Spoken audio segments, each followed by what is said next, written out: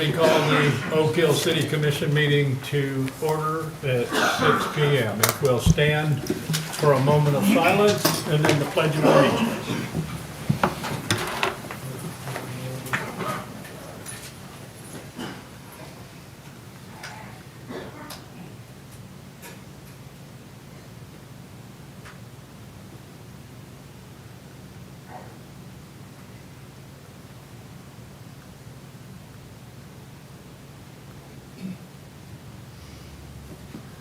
I pledge allegiance to the flag of the United States of America and to the republic for which it stands, one nation, under God, indivisible, with liberty and justice for all.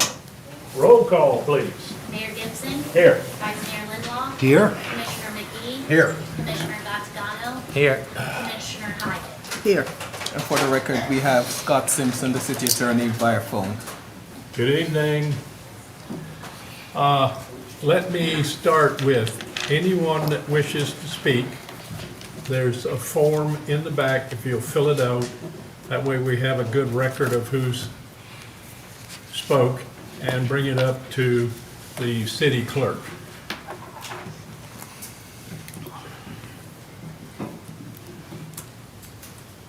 Okay. First thing on the agenda is agenda modifications. Is there anything to be moved or removed? I have something, sir. Okay. I'd like to move item K1, the Veterans Appreciation Event in November, up to presentations. And I'd like to, for item H3, the application for rezoning of Lighthouse Cove. We'd like to pull that from the agenda and table it until the first meeting in October, which is October 14th. Okay. We can't hear you, Y'all ain't speaking to the mic. John, we need to give the time of that meeting as well. The motion needs to say to table it until the date and time certain. So the meeting will be tabled until October 14th at 6 p.m.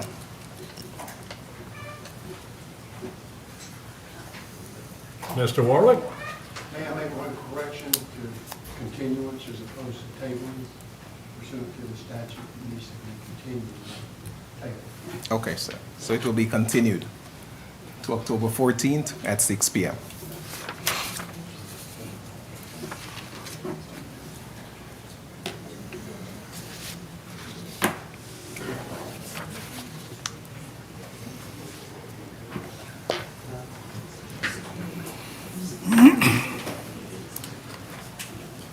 We have no presentations that I'm aware of. Yes, I just moved. He just moved Drew up. Okay.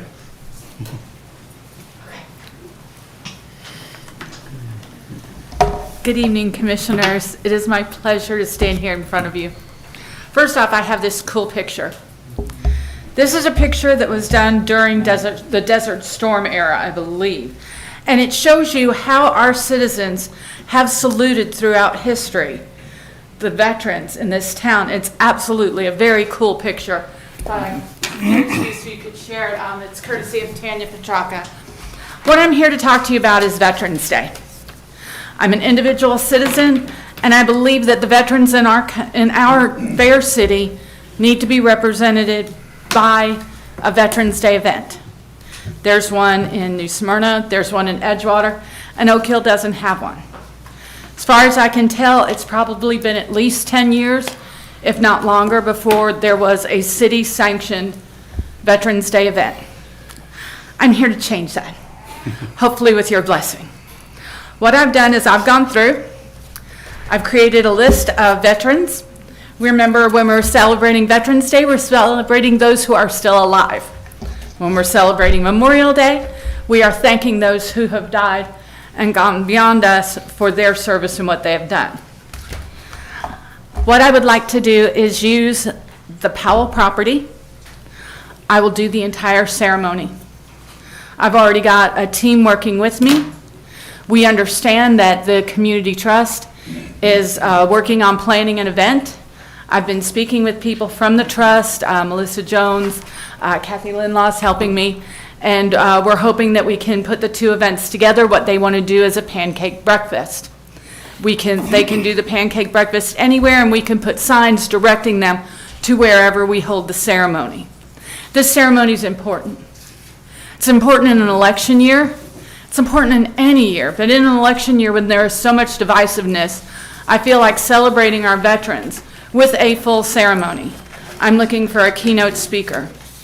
We have a choral group from Daytona Beach that has said as soon as I get permission from you as to where we'll be, they will be happy to come. They're going to sing the national anthem. They're going to do a medley of patriotic songs for us. I have support from the American Legion Post 285 and the Vietnam Veterans Association number 1048 out of Daytona Beach. I've spoken with them and they've said anything they can do to help me, just give them a call back. So we do have veterans associations and they're all very excited to help. What I would like the commission to do is allow us to use the Powell property for this. It's usually about a 30 to 45 minute ceremony. I'm sure you guys have been to them elsewhere. I like that property just because when you put the flags out and to have that as a backdrop, it's a nice small community area and it's also very visible. When I spoke with Jerome and sort of pitched the idea to him, thank you, Jerome, he understood, we feel like there's plenty of parking, there'll be plenty of places for people. I know what I'm asking from the city is use of your chairs, use of the property. If I could use that cool little portable mic that we used for the ribbon cutting, that would be phenomenal. Just simple things like that. The other thing, and I've spoken with Tasha and Jerome on, I've worked really hard on getting as many veterans and Memorial Day lists together from several different locations within the city.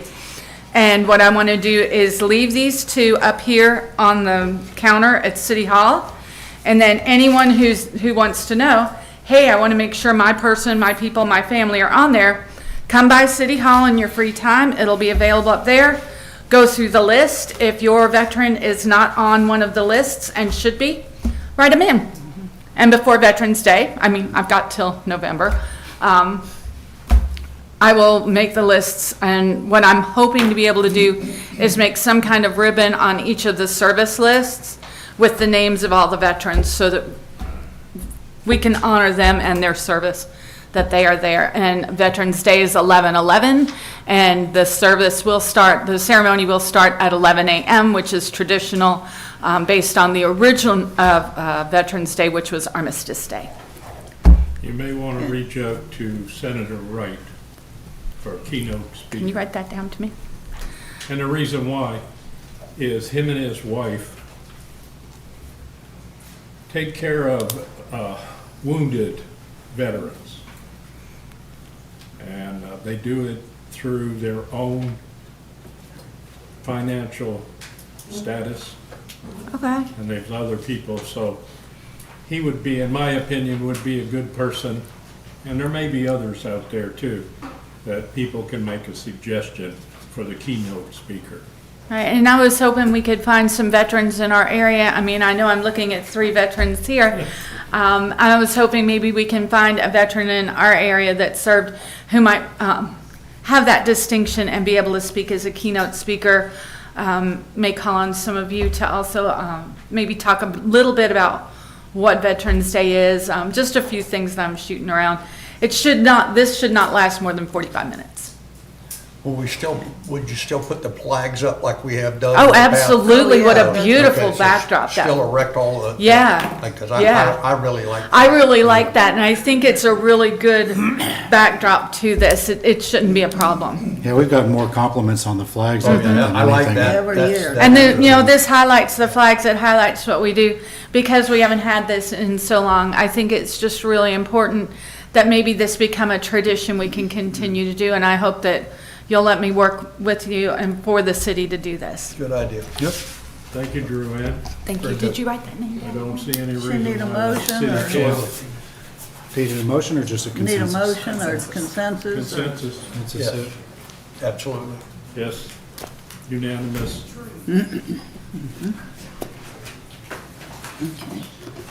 Okay, any other presentation, Mr. Adams?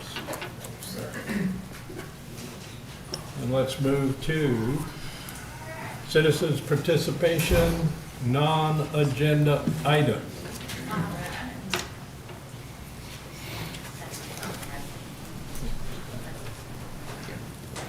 Danya Deweese.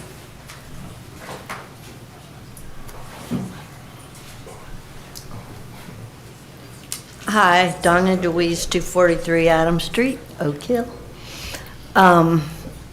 We need to have the north end of Oak Street paved because I am one of the people who help work at the food pantry. And they can't come deliver food to us because the big trucks, because there's so many ruts in that shell road that they can't get there. And I wanted you to know that since we've been working for the last 5 months, we have not had one overdose in Oak Hill. And that's quite a change because we were having 6 and 7 a week. And we're trying to give those people a hand up, not a handout. We're showing them that we do care. And we're working on making it a shelter through Halifax.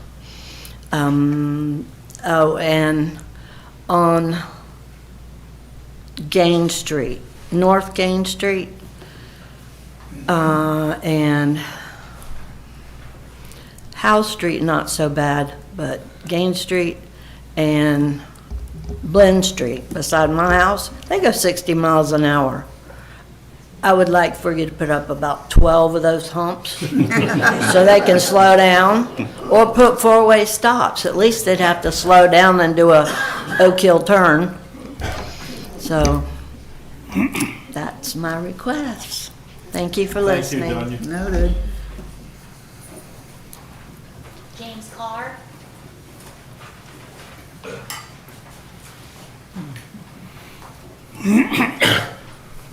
James Carr, Sergeant Avenue.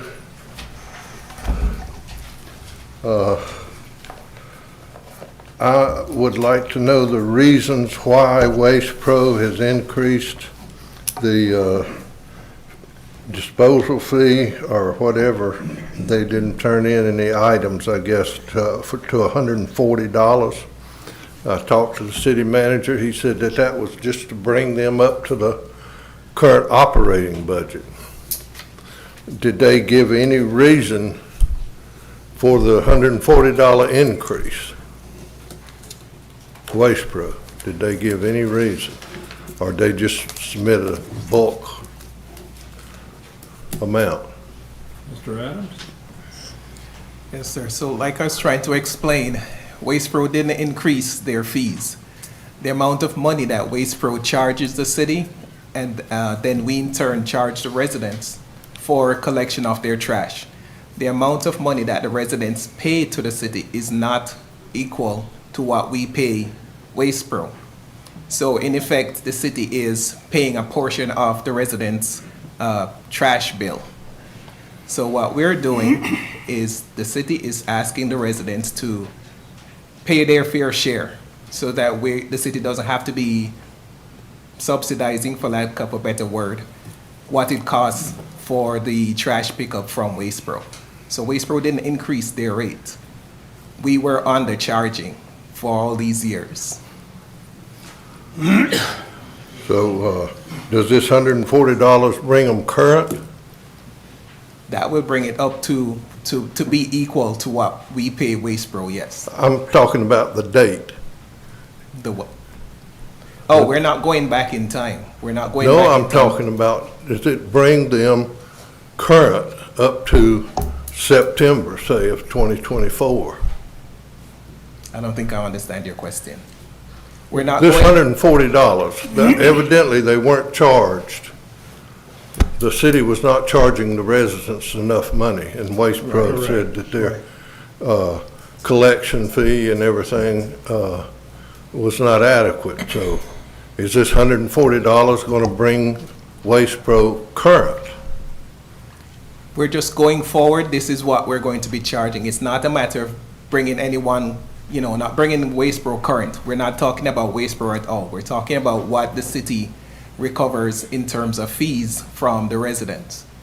So this will it'll basically make it a 1-for-1. You pay us $1, we pay them $1. Before it was, you pay us 20 cents, we pay them $1. Well, there's a hearing on September the Explain that 5th, and The city I collects would like the, some more detail as to why assessment, on its Waste tax Pro. bill. So the city is amending its assessment to be effective January 1st, that we will go on the tax bill, and that will then adequately, fully pass through to the residents the cost that the city is charged for collection for residential customers for starting with the 2025 year, because that's the year you're paying for. So it's not retroactive, it's not bringing current, it's prospective only.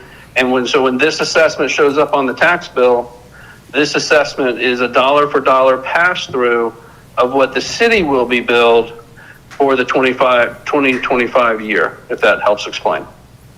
2024, 2025 fiscal year. Well, I'll attend the hearing on the 5th, and maybe I can get understanding better. Thank you. Yes, sir. Next. Ms. Lawler.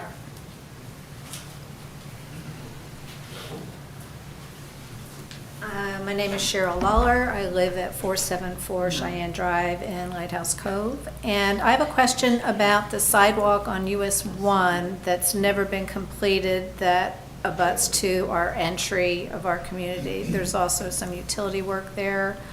Everything else seems to be open, but there's maybe about 20 feet there, maybe less, that is not completed, and we're not able to use the sidewalk, essentially. So that's coming from this direction right up to the entry of Lighthouse Cove. It's not finished. On the east side? Yes. I believe that's where the county was finishing up, putting in there, and they have not repaired the sidewalk there in that section yet. Yeah.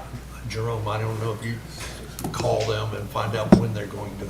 Yeah, I can reach out to them and see what what their Yeah. plan is as far as getting that finished. Okay, thank you. Thank you, ma'am. Next. Carrie.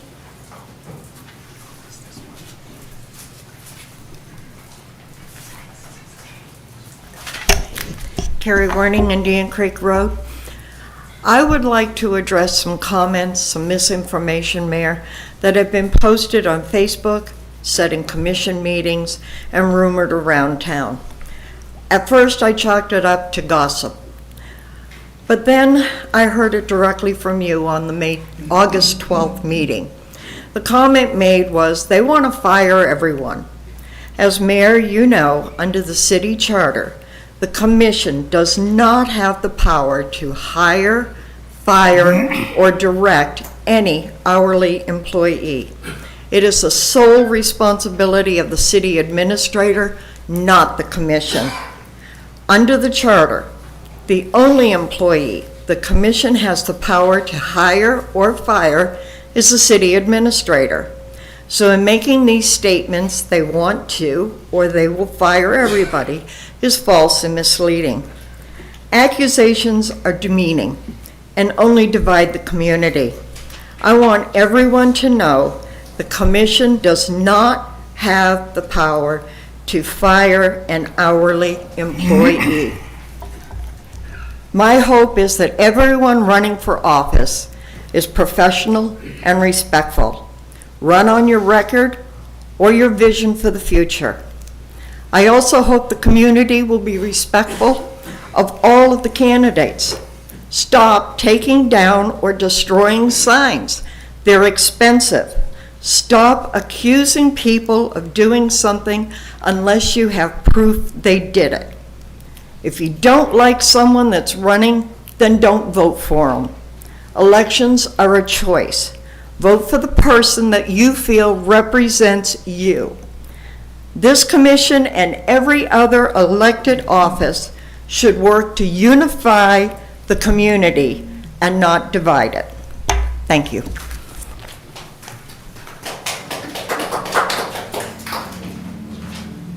Next. Lisa.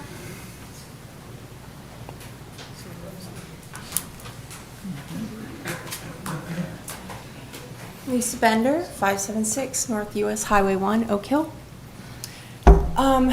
Okay, so what I've heard lately is about the mayor is saying about the lawsuits and how they're frivolous. And I would like to say this, that if people are bringing a lawsuit against you people, against this city, then they feel it's their last resort to be heard.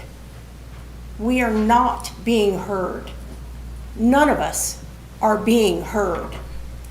And quite frankly, it's beyond frustrating. The Oak Ridge colony that you guys put the green light to, you allowed them to annex into Oak Hill when only one of the 6 or 7 parcels was actually part of Oak Hill. You listened to Storch's lies as he stood up here, and both my brother and I both stood here and told all of you, that the majority of that land over there, or a good portion of it, was wetland and marshland. My property, 3 acres, runs to the north. They're all to the north of my property and to the east of my property. The east of my property is an entire stretch of wetland. You approved 375 homes on that. 375 homes, 75 acres, of which 17 or 18 acres is wetland, active wetland, not marshland. I have been fighting them since you, 2 years ago, put the green light to it. I have sent numerous photos that I have taken of rain events at the property, flooding that I've noticed at the property. Now you want to talk about frivolous lawsuits? I told you then when I stood in front of you and talked to Mr. Storch there and told him that when I lose the ability to use all of my property, that I will sue the city of Oak Hill, along with Storch, along with the developer, and along with everybody else. And Mr. Storch said, yes, that is within her right. So the St. John's Water Management now knows of the pictures that I've been taking. I've submitted the flooding. I've got them down to 263 homes from your 375 that you approved. My main goal in being here, and it's talking to these people here, is get your phones out. Start taking pictures of the wood storks that you see. Start taking pictures of the endangered species that you see on these properties that these people, none of them have visited, despite me inviting every last one of you. Well, some of you weren't on the council, but despite me inviting every last one of you to show you what I was talking about, you green lighted it. So I think that if you took pause when people are up here talking to you and letting you know their concerns, that if you took pause and you said, all right, let's not vote on this right now. Let's table it. Let's have a separate little meeting. Let's have extra meetings on this. There's no developer that's in a hurry. They're going to come back.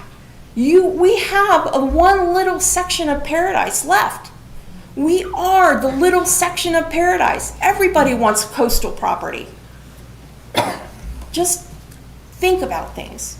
That's all I'm asking. Don't gravel it and say, let's vote now. If there are a number of people standing up here and telling you that they are concerned, then table it and listen to their concerns. Thank you. Thank you, ma'am.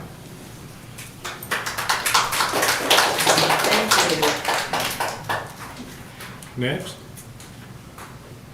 John Peterson.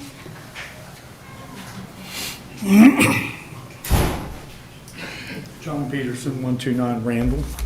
I'm here again 2 weeks later to ask some of the same questions, in which I have not been notified by anyone. Mr. Adams, has anyone ever, have you gotten an answer from Coleman Plumbing about the one bid, about putting in the We bat? actually have, Have you? Okay, Yes. great. What was the answer that I have not been informed of? we're waiting, Coleman is waiting for Metro to get back to them. What's Metro got to do with it? I was told Metro's totally out of it. Well, we need like the specifications and what needs to be done. Okay, all right. I Okay, got a bid out to Coleman, to Trails End out of Titusville Plumbing, and I got a call out to Frank Gay Plumbing. so you've got 2 more bids to come in. Yes, When was the first bid sent out at this point, from June the 10th? in June, In June, yeah. June 12th, I'm not 25th? sure, I would have to look at my emails. 2 weeks, 1 week? Yeah, about 2 weeks, okay. So now that we've got a situation that we're not waiting for one bid as it originally was stated. Well, because Coleman wasn't getting back to me, I was Right. emailing her back and forth, Mhm. and she spoke with Brian, the owner of Coleman, and he wants all of this information before he He sends can a bid bid. it. So did he give you an indication of about how long that will take for them to actually write a Well, bid? Hopefully we'll get a, response back from Metro and Flowback. In a time period of what? Well, I don't know, because Coleman, it's all Coleman Plumbing. I don't know when they're gonna email us back. Okay. Is it normal that we only get one bid as it Well, was originally Well, stated? no, I was trying to get 3 bids, Mhm. but I've called so many plumbers, and every one of them will not do the job, Why won't they do the job? because Metro and, MES, Airvac Airvac. and Mead and Hunt originally done the job. Mhm. So nobody wants to go in there on top of their job that they already did. Same question I asked 2 weeks ago is why is Mead Hunt not being held responsible, although you cut them a check to pay off, in which Ms. Hyatt made comment would my property be taken care of before that back balance was paid, and the answer I understand was yes, it would be. So Mead Hunt's been paid, they're not held on responsibility for getting my project done, am I correct? Yeah. Okay, good. So Mead Hunt was still on the hook at that point, although they've been paid and now they're not on the hook. Okay. So MES is the installer, as we've all agreed, but they're not coming back up to do any of the work. No, it's all based on Private. whatever I can get out there. to- Okay, okay. From June 10th to today has been 10 weeks. 10 weeks is a very long time in my time period of getting answers in regards to somebody digging a hole and connecting a pipe. So, if Coleman comes back, well, wait a minute, what is, if the city of Oak Hill, will the city of Oak Hill accept the bid regardless of the price? Or is it strictly a lowball price? You're waiting to see who's got a We're lowball? on the hook for it, so. Okay, that's what I'm saying, but how long before y'all have to make that decision to get my project so I can hook into this thing? I'm trying to get timelines, folks, and y'all ain't helping at all. We can't give you a timeline because we're waiting on people to respond to our inquiry. Okay, so 10 So- weeks is not an extreme time to get an answer from the Well, city? but we are You called the looking. plumbers, and you said Well, no, it's not- that we have to do it. Well, it's your We are- job, we it's are- your we screw are- up, folks. No. Yes, Please. it is. Hold on. Let's not get down to, I'm not gonna Okay. throw darts, but yes, Yeah. it is. Okay, so we are looking at it, right?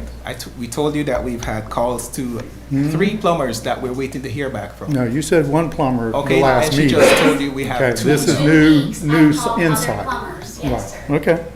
So Okay. we are looking at it. It's not like we're not trying, it's just that it's hard to get people to do the job. Why is it hard to get people to do a job like that? Because it's a huge job. They don't want to come in on top of other people's work. 2 years ago, I presented this when they were starting to dig the line. The main line runs on my property, and the clock's gonna run over 3 minutes, so you might as well get used to this. I brought this attention to the city through Mr. Catagano and Ms. Hyatt. And nobody wanted to talk, except the people that did talk didn't give me answers or sent me down different paths. And I'm trying to give you. I know you are, I know. But what I'm saying is, right now it turns into, I know it's gonna cost a lot of money, and my emails. Around $30,000. Okay, that's good.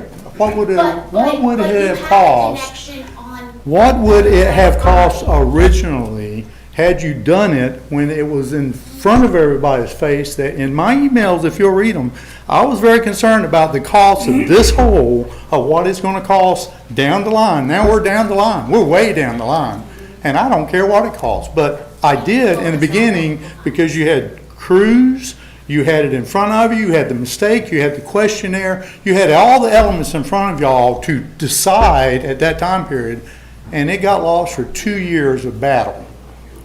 So this ain't on me. As a taxpayer, I'm paying to fight you people, to fight me. But it's not you people. Yes, We it just is got you here. people. We just got here. How is it us?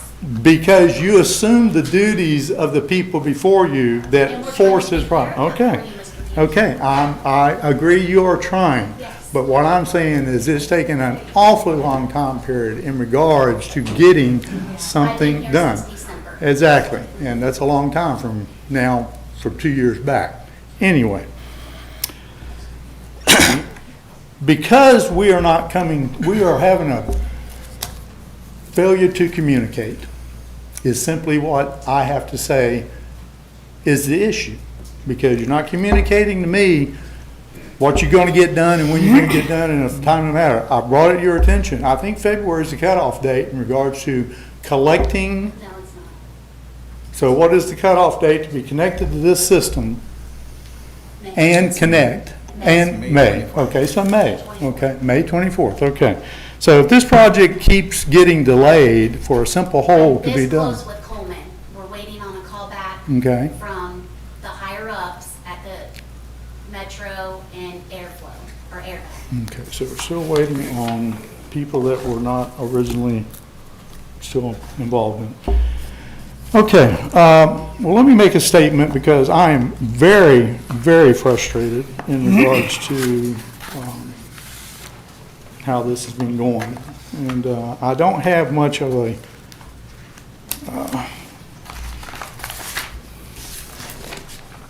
reason to keep letting the time period go by, because I think we've covered an awful lot of time that is ridiculous. I hope you'll agree with me on that. No, I agree. Okay, and I hope y'all will agree with me on this too. Here's my statement to the city council, which is all the people in front of me. If City of Oak Hill hasn't completed this installation by October 1st, that will be 6 more weeks. That will be a total of June 10th to August 26th today is 10 weeks. That's 6 more weeks to get it done. Not starting it, to get it done. I think that is a tremendous amount of leeway as a property owner and a taxpayer to wait to get a project done. It should have been done 2 years ago in the very beginning. Okay? Simply put. If it's not, I'm going to proceed with legal counsel to the City of Oak Hill for breach of contract within a timely manner. I think timely manner is the key words here. I've only asked for equal consideration of the problem created by this project that the City of Oak Hill passed for us to hook up to. I expect as a taxpayer and a voter for the people currently in charge to do your jobs in a timely manner. This will incur unneeded costs to the taxpayer, and I'm one. I hope this will be presented to the voters of Oak Hill in the regards to what we can expect from our current leaders in office during this election cycle in November. Thank you for your 3 minutes. Thank you. Let me know. Thank you. Next. Do you mind if I ask a question? So what's going on here is that Coleman's not It's not. given a quote because they are waiting on specifications from Metro. Yes, from the people that put it in. So Coleman's not holding stuff up, Metro is, right? Metro and Airvac. And Airvac, okay. That's what I was wondering. Drew and Welch.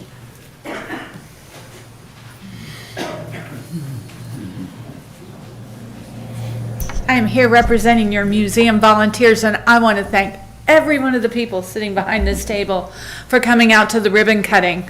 It was a beautiful day. It was a beautiful event. I want to thank everyone in the city who came out and joined us.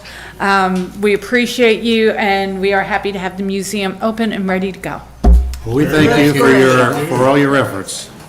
Good job. That's it? No more?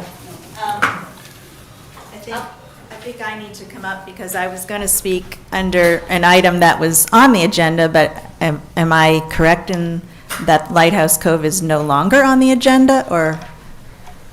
I'm a little confused because normally the council votes when they're going to continue a hearing, and there was no vote, so I don't know if I'm supposed to wait until the Lighthouse Cove thing, or if I should speak now. It is no longer on the agenda. It was pulled from the agenda. With no vote? Yes. Okay. Then I would like to speak on that issue. Since it's not on the agenda, I guess now is the time to do that. Your name? My name is Janet Shira, 148 William Street, Edgewater. I sent each of the mayor and city council members a memo outlining why the Lighthouse Cove ordinance is in error. For those who need more information, Ordinance 2003-08, which is the original ordinance that zoned the property to RPUD, references a legal. And that legal includes property that's not included in the proposed ordinance 2004-05, meaning a 5-acre piece of the original PUD that is currently zoned PUD is not included in the newly proposed ordinance. So that 5 acres is being left out of this proposed PUD. It's going to be sitting right next to the PUD with PUD zoning, but won't be a part of the new PUD. You can't do that under your land regulations because you need 20 acres to have a standalone PUD. So it's an error. I've outlined the reasonings. I've given you evidence, even in the letter that Mr. Warlick sent to the city administrator back in March 22nd before they got together to talk about this proposed new ordinance. I'll quote, he said, several things that need to be done in revising this ordinance. Quote, file applications to rezone parcel A back to MH3 and rezone the admitted parcel from MH3 to PUD. So parcel A, which is part of the original ordinance, is not included in the second ordinance. The legal, therefore, in the new ordinance is in error, and this ordinance cannot be passed under your land development regulations. I'm trying to save you from what everybody keeps telling you is more lawsuits. It's a process. It's a process matter. He can still propose to do what he wants to do, but he first has to take that 5 acres out of the PUD, rezone it, and then add the new 5-acre parcel in. It's a process matter, but to just continue the public hearing with an ordinance that is illegal is not right, and I'm here to say that on the record. Thank you. Thank you. Mayor, if I could address this. Please, Scott. Ms. Shire, what she pointed out was correct. What the applicant, when he submitted, he wanted to add 5 acres, approximately 5 acres to the RPUD, and then remove 5 acres from the PUD. during the discussions, planning staff said you should do that in 2 steps, not in 1. So he just proceeded with adding the 5 acres, but they didn't make the necessary changes to the development agreement to reflect the issue that Ms. Shriver pointed out. The reason the item is being tabled is there was an application to go forward with the rezoning of the 5 acres that's coming out to MH3. So when I got involved, I talked to the applicant and said one option would be, because he has the application filled out, he's going to file the application to remove the 5 acres from the RPUD and rezone it to MH3. That will go to the planning board for a recommendation. It will come to the city commission for first reading, and then the intent is to bring both those ordinances back to this city commission for second and final reading. So at that one meeting, you will be adding land to the RPUD and removing land from the RPUD and rezoning it back to MH3, a non-PUD zoning. And there's also changes he's proposing that was discussed at the last meeting to the new RPUD. So that is the reason for tabling it to the first meeting in October, or continuing it till the first meeting in October, is to allow for that other rezoning application to go through the process and get to the commission, so they will have both rezonings at the same time and be considering both of them at the same meeting. Thank you.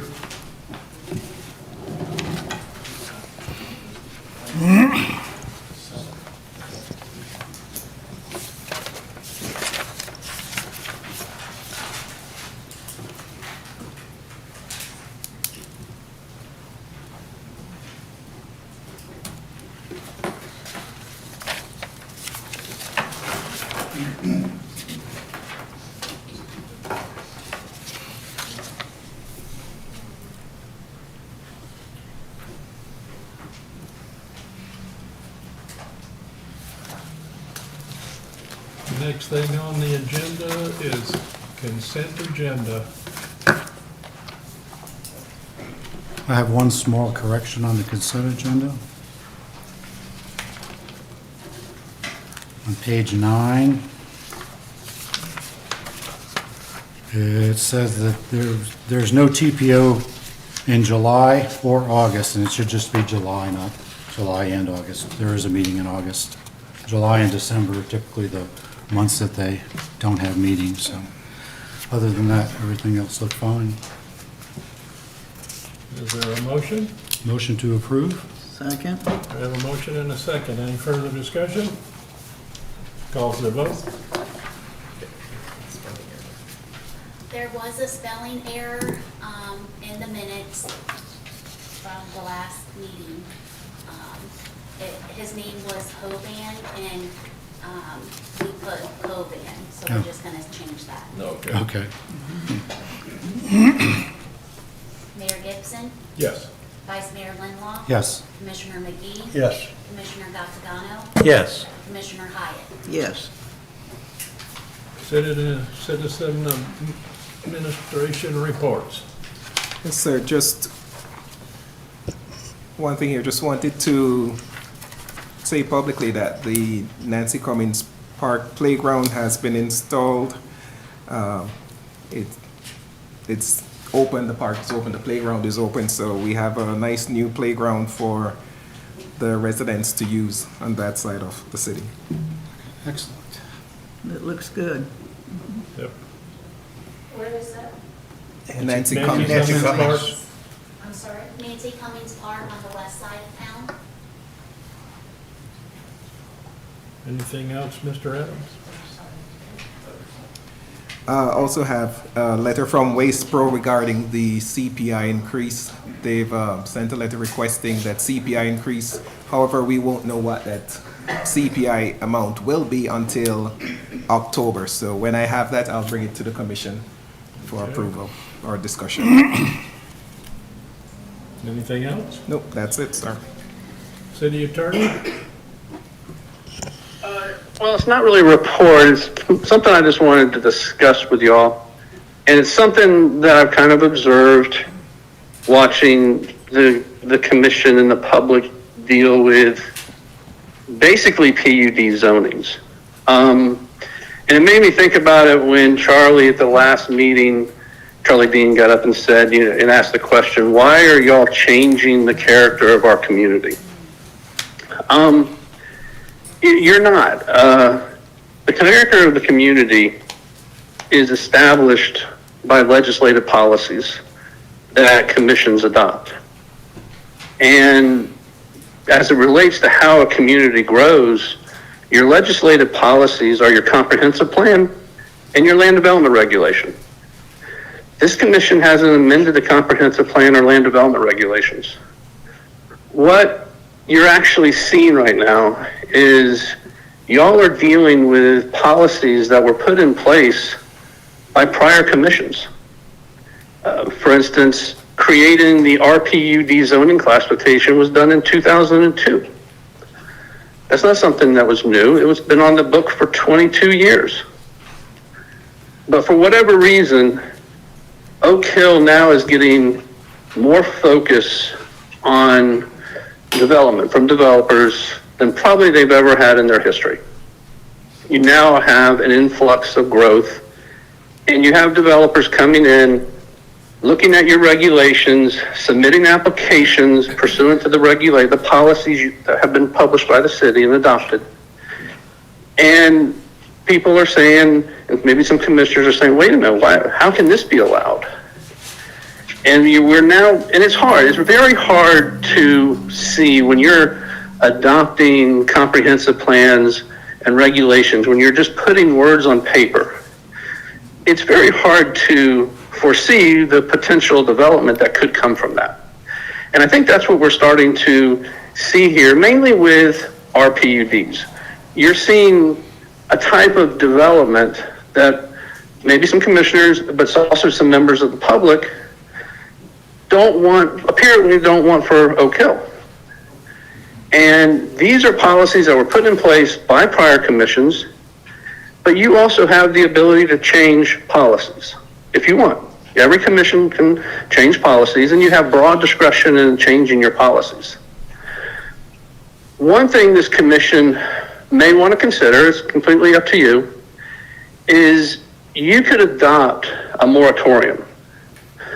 And it could be on whatever type of development you want. It seems to me that the type of development that seems to draw the most concerns are RPUDs. You could adopt a moratorium. It's a zoning ordinance. Have to go to the planning board for recommendation, 2 readings before the commission. Y'all could adopt a moratorium on any new RPUD zoning applications for a certain period of time to give you, the planning board, planning staff, the opportunity to review the regulations to see if you want to change the policies. That's within your purview to do. Where we're having the problem is you're having development that comes to you not as a policy question, but as a quasi-judicial question. It's coming to you as rezonings, as preliminary development plans, things like that. That I see the commission trying to amend policy through quasi-judicial, and that's just not how it works. You adopt policies at your legislative stage, and so when somebody comes in and says, okay, I want to develop pursuant to your policies, you apply those policies to a set of facts. And that's the set of facts of that development. And to try to amend or modify those policies in the quasi-judicial setting is not the appropriate way to do it. The appropriate thing to do is change the policy, which you can do. But I think, in terms, to do a thoughtful process on it, you could adopt a moratorium and give yourself a period of time to review. I'm throwing out there RPUD. There may be some other things that you would like to see not proceed with the development for a particular period of time, rezonings. But it's something I think this commission ought to consider. You don't have to have an RPUD zoning classification. It's not required. But it was put in our code back in 2002. And I think we are seeing the issues, what do those policies actually allow? And we're starting to see that. And it may not have been things that were contemplated back when those policies were set. And so one way to address this issue is, let's change our policies. And like I said, it's a legislative act. You have broad discretion in adopting policies, but you don't want to rush through it. That's the idea of a moratorium. Give yourself enough time to review it, to study it, to have some workshops, and come up with what solution the commission wants for development as it grows, as opposed to these very contentious development meetings. It all seem to be around RPUDs. That seems to be the issue that brings most of the angst out in everybody, apparently. So maybe that's something that needs to be reevaluated. And, I just want to let y'all know that is an option. You can amend it. You can adopt a moratorium so we don't accept any more RPUD applications for that period of time. And y'all can go through and see if you want to modify, tweak, change, repeal the RPUD zoning classification. So that's all I just wanted to briefly say. Just something for y'all to consider. Thank you.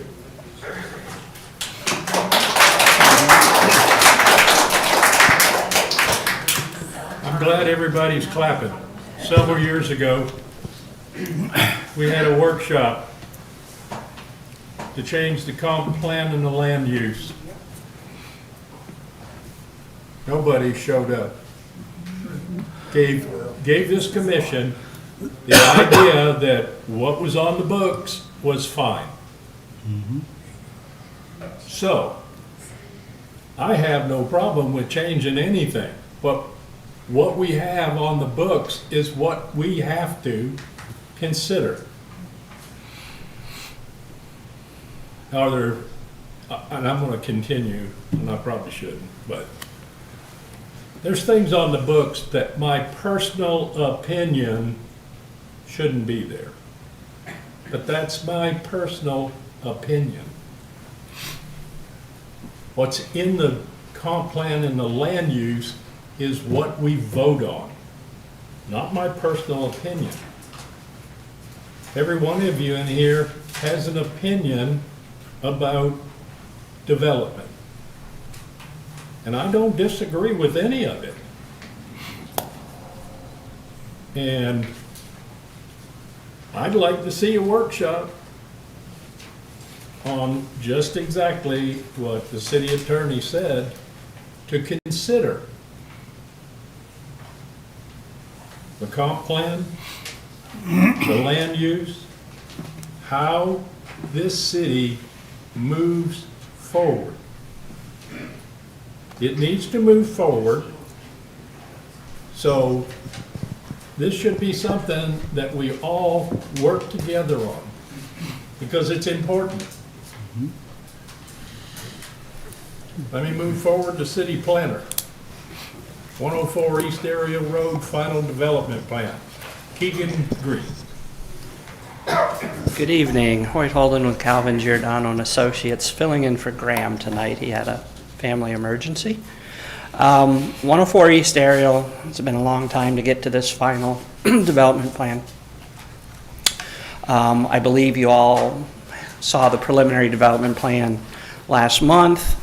Some conditions came up that the applicant has agreed to and has done, which was 24-hour video surveillance, securing the entire property with a fence, including the landscape buffer, excuse me, along the south and the west. So really nothing has changed since the preliminary plan. I know there was a bullet item to submit a signed and sealed survey, which he did. So unless you want me to go into any further details, our recommendation is to, excuse me, approve the final plan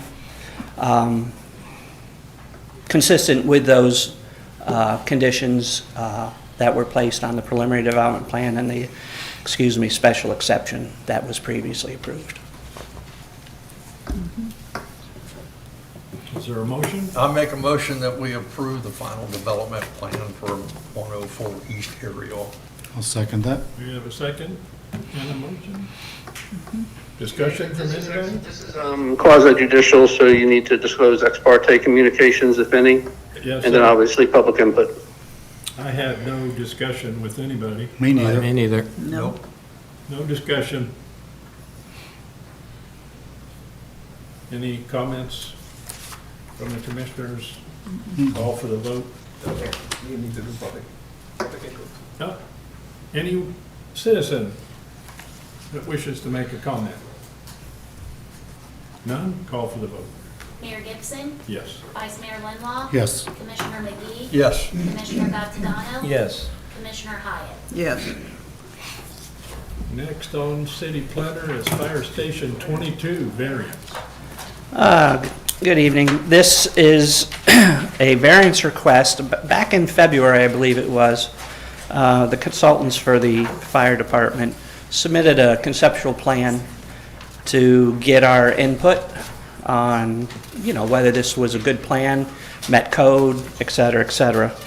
And we identified at that time the need, based on that plan, to seek a 3-foot setback on the west side, the front setback. Currently, their existing firehouse, I believe, is set back 40 feet, and the zoning limit is 35 feet, and they're bumping, excuse me, bumping out the building about 8 feet. So they need a 3-foot variance. So instead, oh, thank you. Well, thank you.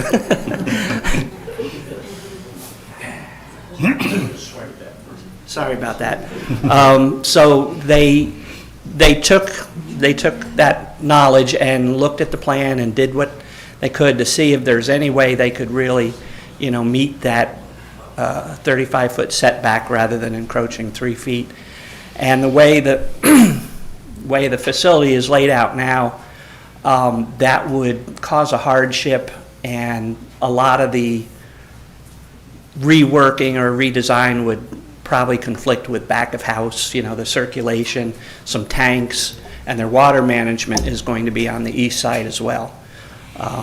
So our recommendation, it's a reasonable request. It's like a 9% variance. And so our recommendation would be to approve the variance so that they can have confidence to submit their actual preliminary, well, it would be a final development plan, because it's a minor, excuse me, it's a minor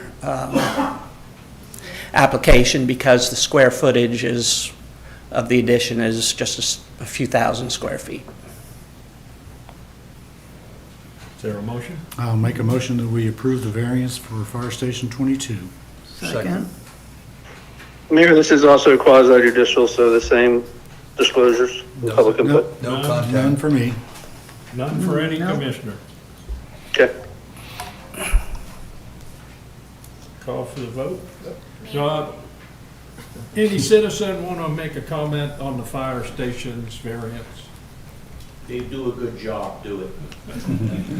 Call for the vote. Mayor Gibson. Yes. Vice Mayor Linlaw. Yes. Commissioner McGee. Yes. Commissioner Gattadano. Yes. Commissioner Hyatt. Yes. Thank you. Next, city engineer, nothing. Volusia County Sheriff is in the house. Thank you. City administrator. Can I ask a question to the sheriff? Yes.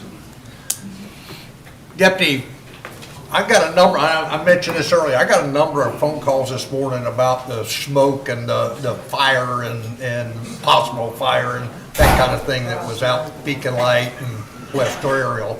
And the first thing I did was look on the sheriff app, right, that I have. There was nothing there, okay? And- find out with my sergeant today. Yeah, what I'd like to ask is that if you guys can discuss having some kind of agreement that if there's some kind of condition like that, that you put that on the app so that, we can access it and it can, and then I can answer, any of us can, or, the citizens can look on the app and get some answers real quick, because it was really thick smoke. There were a lot of Right, phone calls. and there were a lot of phone calls. Was it kind of like the last fire burn that they did down by the Kennedy? Yeah, Yeah? Okay. Yeah, because that one, I don't think they, this one was out on Beacon Light. Yeah, this went Okay. out Yeah. at West Aerial and Beacon Light. Right? Okay. And what I wound up doing was going on the internet and went active fires in Volusia County. Right. Right. And then found out that way. And then I found out that it was not threatening any structures and that, so I kind of passed that information on. Okay. But it would be very helpful, I think, if there was that kind of cooperation and information on that site. what I'll do is that I'll send an email out to my sergeant so that he can send it out to the other sergeants. Thank you. And whenever that happens, they'll communicate with you guys. Appreciate that very Yeah. much. Thank you. Thank you. Administrator matters. Mr. Adams? Yes, sir. I have before you a resolution to amend the Personnel Policy and Procedure Manual. It is Resolution 2024-18, a resolution of the City of Oak Hill, Florida, adopting the amendment of the Personnel Policy and Procedure Manual, Section 7.1, Bullet Number 5, repealing all resolutions in conflict herewith, providing for severability, and establishing an effective date. Basically, what this is to allow for the payout of accrued PTO when an employee separates from the city.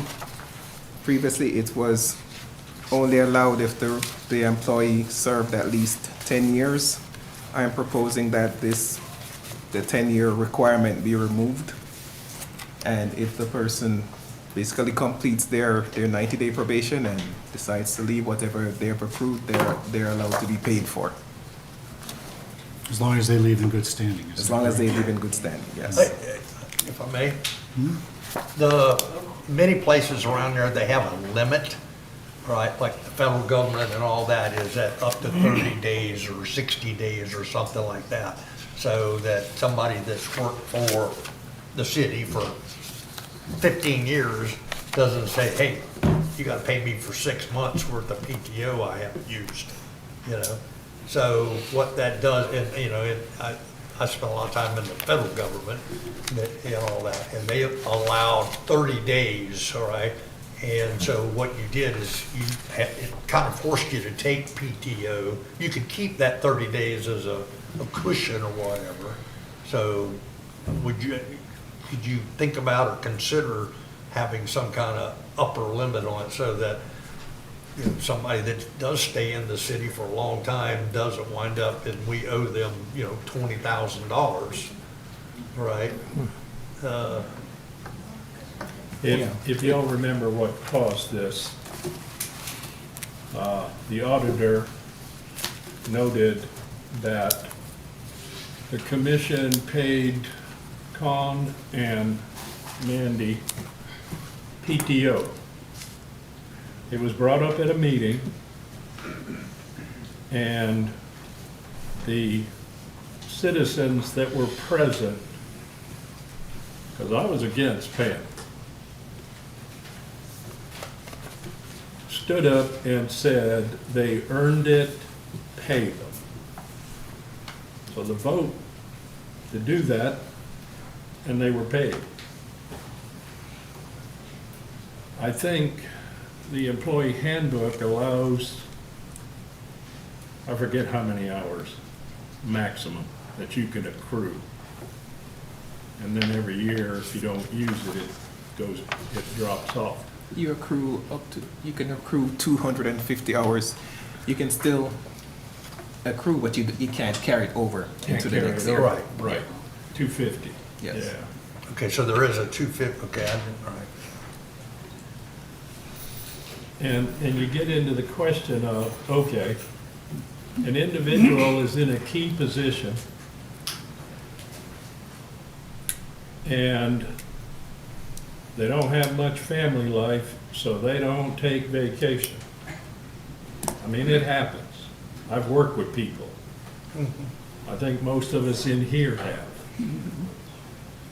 And if they've earned this $250 and they know they're gonna lose anything over $250, well, they'll take 2 or 3 days. Right. But it gets to the point for me is, do we reduce that amount when they quit and they lose that time? Let's say for conversation, we reduce it to 50 hours. That's all PTO we're gonna pay. Now they've lost 200 hours. Now here's the situation that I would pick if I was the employee. Knowing this, I'd take 3 months off and then get paid by 50. Either way, I'm being paid. So to me, this is a difficult question. To me, it's you either pay what they've accumulated or you don't pay them. One or the other. Well, I don't think it's fair to not pay them for the time that they have accrued. Now, we have limits, like Jerome just said, we have a limit of how many hours they can accrue, and they will lose it. So, you know, it's one of those things that just, it's the way it is. And I don't think it should be changed because it's not fair to the employees. It's not Well, you have to change it. Because now the personnel manual says we don't pay. Yes, no, I understand, but that's what I'm saying is that, But you're talking about changing the maximum. yeah. Do you think this issue has an effect on recruitment and retention? It could. In my experience, what I've seen, other places I've worked, they typically pay you if you leave whatever you're accrued. And that's always one of those benefits that you look at when you're going for a position. You're looking to see what you get as far as, you know, paid time off, any kind of benefit, and how it's, you know, how it can benefit you. So if you're looking at taking a job and you're going to be seeing that you're getting 0 hours if you decide to leave, unless you're really, you know, really want that job and you know you're not going anywhere. But things happen, you never know. So it could be a deterrent. In the documents that you sent to me the other day, it included a copy of Khan's employment contract. And so I was wondering, in there, it had some specific verbiage about this issue. And I'm wondering, what would take precedence right there? Would it be the employee handbook or the contract? Well, like I said, it was I believe it would be the contract. Is that what he said? Sorry, go ahead, Scott. Yeah, the contract. Gotcha. That's the binding document. So to make the correction in the audit, it was recommended that we amend it to show that we pay the employee for PTO. So this would only be people that actually don't have a contract, but are like, If it's not in their contract, then the employee handbook is kind of overarching, right? So if it's not specifically laid out in their contract, then it says that we, the city, will pay them up to X number of hours upon a termination. Jerome's the only one on contract. that's what I was just getting ready to ask. He's the only one. All the rest are covered by the All the handbook. rest would be affected by this, and the decision that we make. Because we can not do it ever again, because it was brought before the commission. I remember Ms. Wood stood up and said, pay them, they earned it. You know, I mean, there's certain things you remember. Yeah. She was very adamant about it. So, we either, like I said, an employee that knows I'm not getting any PTO and I've got 200 hours. So they take vacation for 200 hours. And then, here's my resignation. Either way, they're gonna get paid. Yeah. Got a kind of hypothetical. So let's say that an employee did that. They said, I'm taking my 3 months off. Well, wouldn't Jerome have to approve that? And if he didn't approve it, would he be depriving him of that money? Yes. I think so. I earned it, I'm taking it. Is there a way that we can do this so that people who are already working for the city, and that's what their expectation was when they signed up, would still be able to go up to, say, a certain amount, and then, but new employees, this would only apply to? I mean, is that better or worse or more complicated or what? My opinion is we do it for everybody. I could see, you know, if I worked at a place and then all of a sudden they just implemented this new policy, how I might be offended by Yes. that. Yeah. You know? Yeah, that happened to me at the fire department. They changed the rules about 2 years or 3 years before I was gonna retire. And it's like, okay, I'll take care of that. Have we got anybody that's got, and I'm pulling a number, more than 160 hours of PTO currently? No. No, I don't think we do. Yes. Oh, wait a minute. Maybe Travis Allen? Yes, you're correct, Mayor. Yeah, he's been here.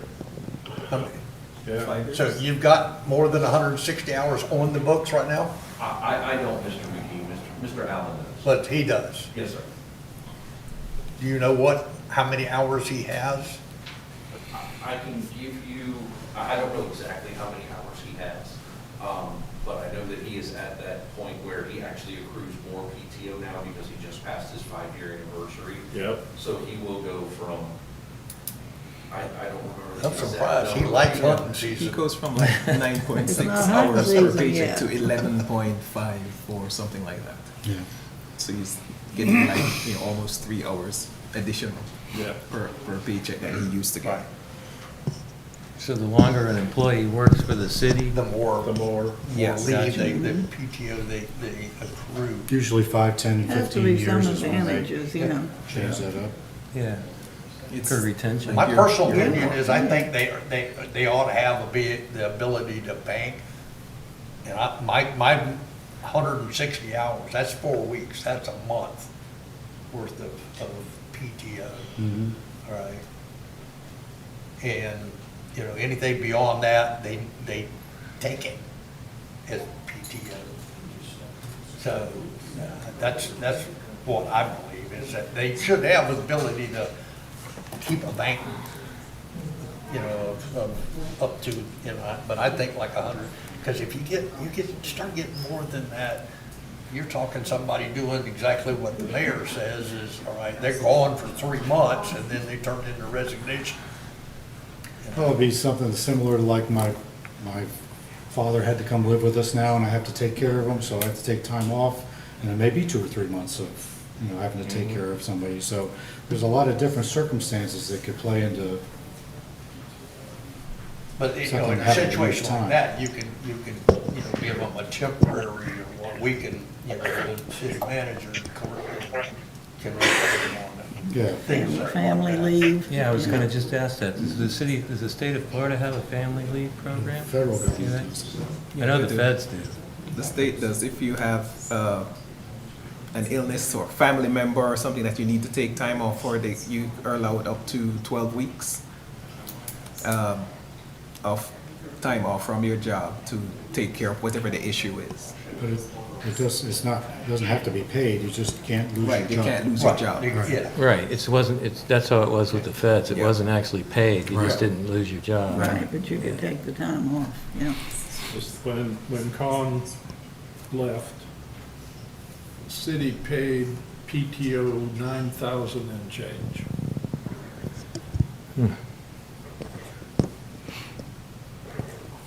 And it wasn't like, it was for, she earned it, I mean. Yeah, it was on the books anyway. So how long did they have to do it back before this? I'm looking at the change here, and I guess that now you want people to be able to get their PTO pay if they quit right after their 90 days. So they could, once they got to the 90-day threshold? Yeah, at 90 days, but at 90 days, they would just start accruing PTO. That's when they start accruing. That's when they start? Yeah. Okay. But if they just, so, 90 days are up, they decide to leave, they haven't accrued anything yet, so they wouldn't get paid anything. Right. I'm just wondering why, why are we changing this? Just Like the mayor said, when we had the audit, there was some question about whether or not staff gets paid for PTO when they leave. So just trying to address one of the issues that they brought up. so the during question, audit. I think, has been answered as far as we're concerned right now, just by this discussion. Well, it was just a recommendation that we needed to change that if we were going to continue to pay PTO. She had mentioned it during the audit that there was like she hadn't had a chance to look at the employee handbook, if I remember correctly, or something. She to that looked at effect. everything. No, she looked at it, I sent it to her. She was unaware because there was no minutes to the meeting. Yeah, that was right, yeah. And I gave it a disc to Jerome, and I don't know if that disc had anything on it at all, did it? No, I it was didn't. afraid of that. I no longer have a disc on my laptop. Everything's gone to thumb drive. So I guess a more basic question would be, by adopting this resolution, what's that going to fix? The question, Joe, was we did something that was against the handbook by paying. But not against the contract, which But overrides. there's only according- one person with a contract. All Right. the other employees are not contracted. Gotcha. So anybody else that resigns or is terminated loses it. Well, if they're terminated, they don't And get then- it and anyway. Amanda Osweiler was paid also, Yeah. the PTO. So it just covers And that everybody. created an audit problem from what the handbook, employee handbook said and what the commission did. And she Okay. recommended this as a fix to that problem. Gotcha. And we have an option. We can stick with what's in the handbook today and never pay PTO again to anybody that leaves, or vote to pay them and make the change. Go ahead. Mayor, I think what the current policy says is that you have to work for the city for 10 continuous years. Then you're entitled to PTO payout. But if it's you work less than 10 continuous years, then you're not. And that's what I understand Jerome is bringing forward, is to say, do you want to eliminate, he's recommending eliminating the 10-year requirement. If you work more than 10 years, continuous years, you're entitled to PTO payout up to the amount accumulated, but you have to work those 10 continuous years. And it's not 10 total years, they're continuous. So if you work 5 and then another 6, you're not entitled to it. You got to work 10 continuous years, then you're entitled to PTO payout. So if a person worked for the city for a year, they would be entitled to 1 year minus 90 days with this, if we adopt this resolution. Right now, if a person worked for 5 years, they wouldn't get anything. Correct. All right, I got you. Well, if somebody works, I'd have to go back, look at the policy, but if somebody works 11 years and they have accumulated 250 hours on the books, if it says you got to work 10 continuous years to get PTO payout, then they'll get 250 hours. If you work 9 years, you get 0. You got to work more than 10.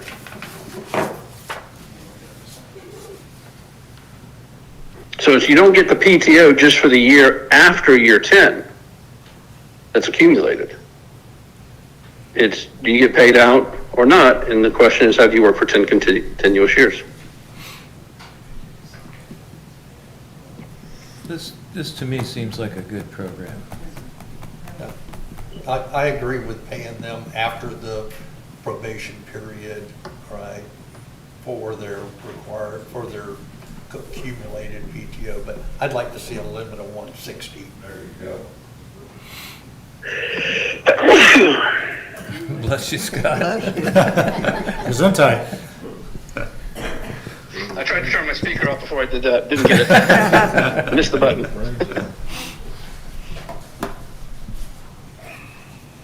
That's all I have, Mayor. So it's up to the commission to, you guys can decide if you want to make that stipulation. Set a maximum number of hours that will be paid out, 160, 250, whatever. That's up to you all. I think 160 is probably reasonable since that's a month's time. Yeah. Yeah. That's That's fair. significant. We need a motion. Yes, sir. I make a motion, we accept the submission to change the employee handbook to pay PTO for our employees after the probation period up to 160 hours accumulated PTO. Second. We have a motion and a second. Any other further discussion? Yes. Our policy currently allows accumulating up to 250 hours to be used as PTO while you're working. But if somebody separates employment and qualifies, they will get only 160 paid out. They won't get if they have another 90 hours on the books, they could lose those. But they can accumulate them, we're just not gonna pay out that much. Yeah. Okay. And you'll have employees take the time off. Yeah, they'll actually take the vacation. Get paid It's anyway. their time that they should have taken along Yeah. the line anyway, Right. so it It's kind not, of forces them. it's not to take healthy to not take some time off for yourself. Yeah. Well, we have a motion and a second. Mayor Gibson, Yes. Public comment? Public. Public comments. Anyone? Charlie Dean. Come on, Charlie. Don't disappoint us. I've missed you. Charlie Dean, 157 East Halifax. I've missed you this meeting. Oh, I know you have. I go along with Commissioner McGee.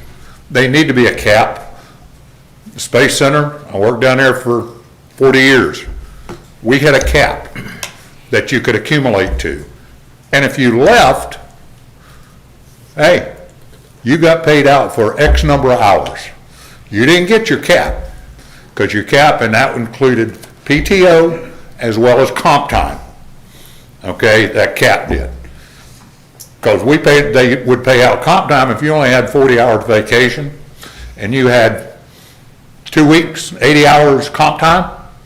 They'd pay you comp time and your 40 hours, but it was only up to 200 hours. It's the most you could get paid for when you walked out the door. Now, you could burn it all, and then you're okay. But I'll agree with Commissioner McGee. There need to be a cap. Whatever y'all decide is fine with me, but they need to be a cap, because we don't need to be paying out $9,000 if an employee decides to quit. Yes. Okay? Thank you, sir. Thank you, Charlie. Call for the vote. Mayor Gibson. Yes. Vice Mayor Linlaw. Yes. Commissioner McGee. Yes. Commissioner Gazzagano. Yes. Commissioner Hyde. Yes. Next thing on the agenda is old business. Old Oak Hill Town Center, CBD. Yes, Mr. Mayor, Commissioners, what you have before you is a proposal from an attorney to take on the CDD for Oak Hill Town Center. Let's see, his name is Carl Eldred. He is proposing that his firm will take on the review of this matter, and his hourly rate is $525 per hour. Oh, we are definitely in the wrong business. That's his personal rate, not, and then his staff has different rates. Community Yeah, but development they're still district. The CDD is a Community Development District. It's basically a type of government. It allows infrastructure such as roads, utilities, amenities to specific planned unit developments. The one thing that bothers me about it, but it allows the developer to finance the cost with a CDD bond through tax-free municipal bonds. This is basically a loan. The loan is repaid by homeowners in the community with each property charged an annual amount. Basically, if you buy a home in the development, you get an annual assessment to pay back the loan, and the developer doesn't pay anything. It was brought to us, and not knowing exactly what this thing was, it's extremely beneficial to a developer. I don't see what it does for the city if the city entertains hiring somebody to do this. The city Well, does what were not- you, based on the last meeting, Mayor, if I could Yes. speak, you wanted to keep, you had the option of allowing a state agency to do the review of the CDD. Commission said we want to keep it in-house. As I said before, I've never been involved with a CDD before. There's statutory guidelines that they have to do in the review process. So I've contacted and talked to other city attorneys. This attorney comes recommended from the city of DeLand. They used this attorney to assist the city in reviewing the CDD. Now, the applicant has paid the city $15,000 filing fee. So that money is intended to be used to cover the consultants the city needs to retain to help provide assistance. Some cities don't. I talked to Ormond Beach. They were going through a CDD recently. They did not hire outside counsel. They let the presentation come forward from the developer and the attorneys. But theirs is a little different in that their development, their PUD zoning development contemplated a CDD in it. Daytona Beach seems to do and they have the most CDDs in the county. They do the most of their reviews in-house. And I've talked to them, I've gotten documents from them, their review of it. I would say one of the benefits of a CDD is they will take obligations, expenses away from the city that the city would normally have to maintain. If it's a public street, we maintain that public street.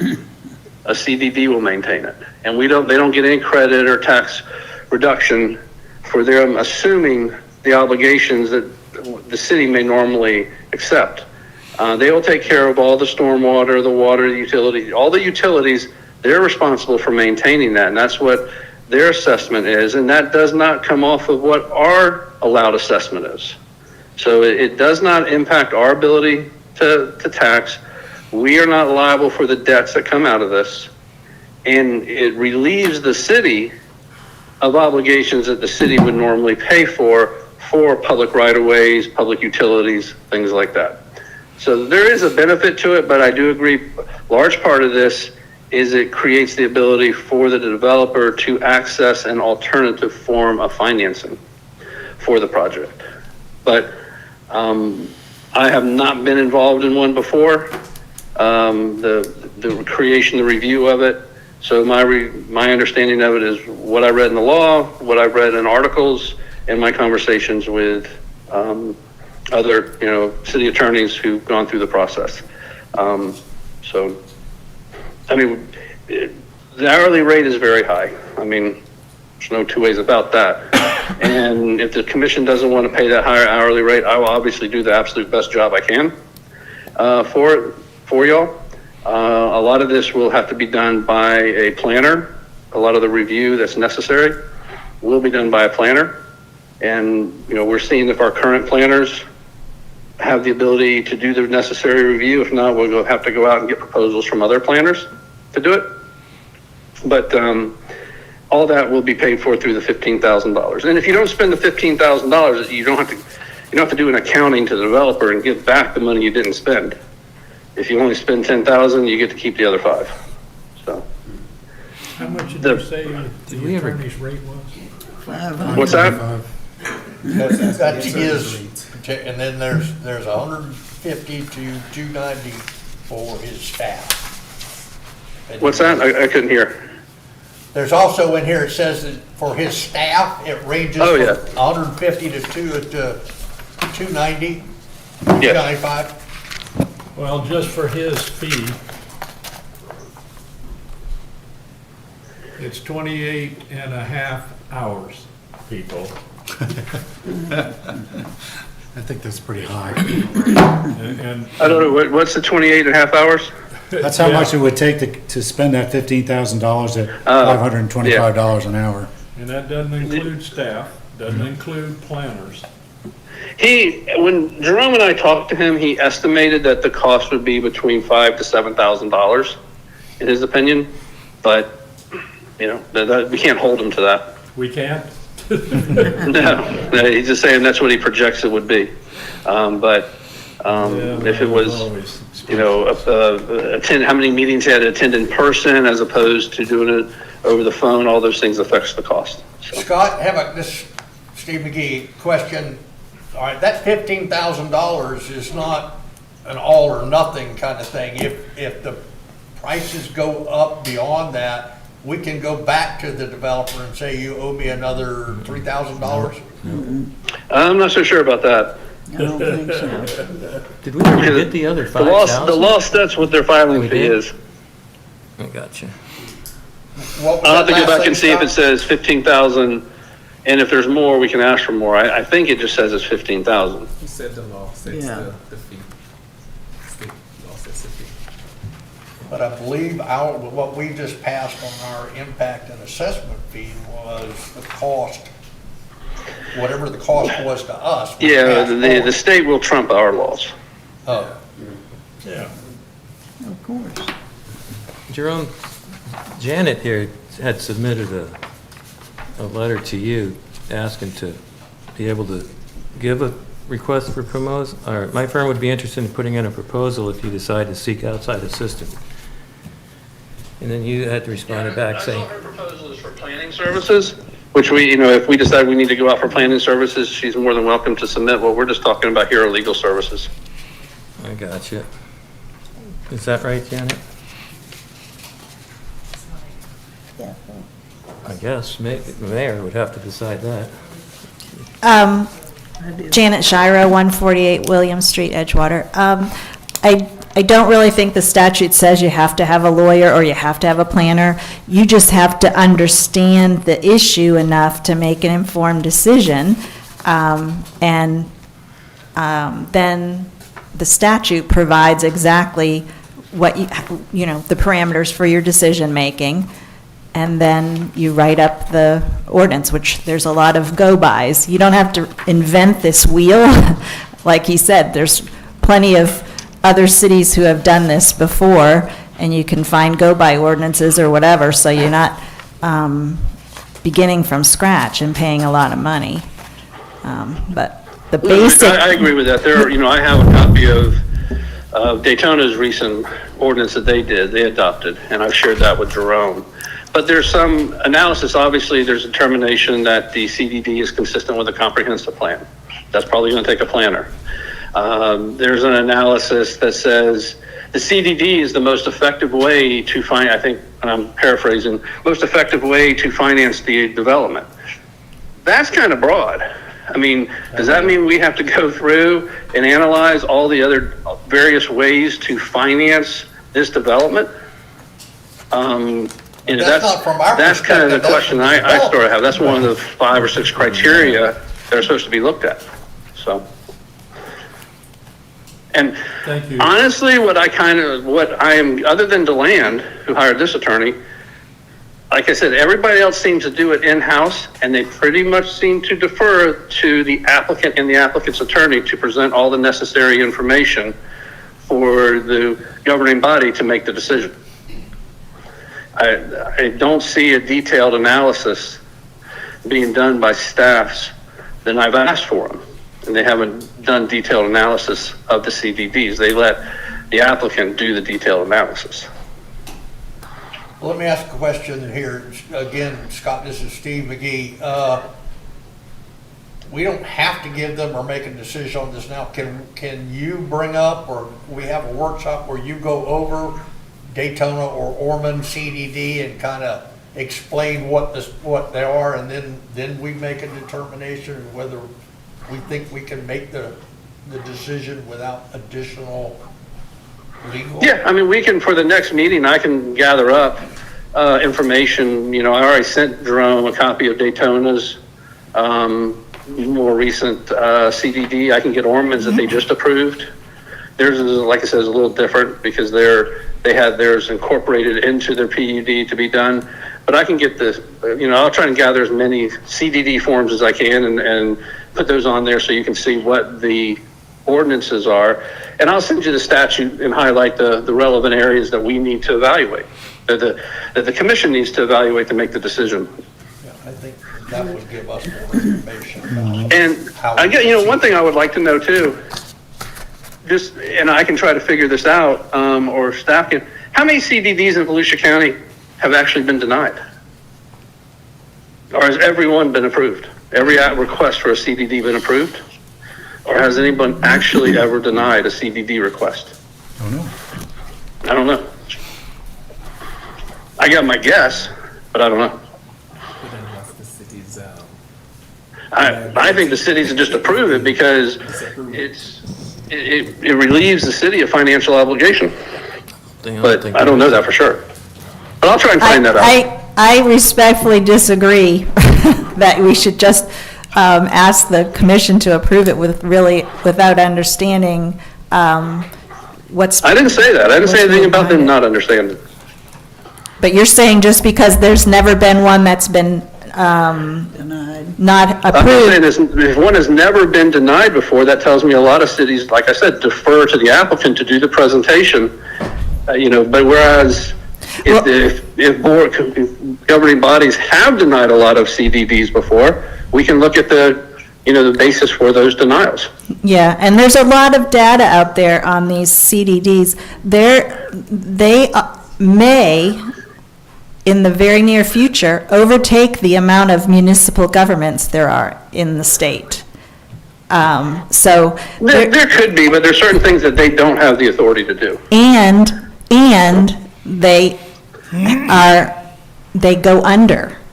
And there's a lot of data out there about they're required to file reports with the state every year, and there's a large percentage of them that are in financial trouble. So yeah, that happened back when they had that the financial the real estate crisis in the mid 2000s.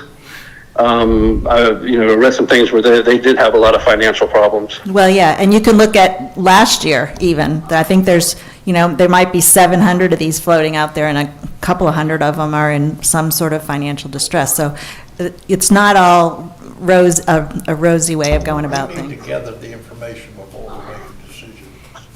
Janet, do you have a number that, like the lawyer did, for your hourly rate, or did you get something you'd rather give later? Or if Jerome decides to take your. He knows how to get a hold of me. I got you. Thank you.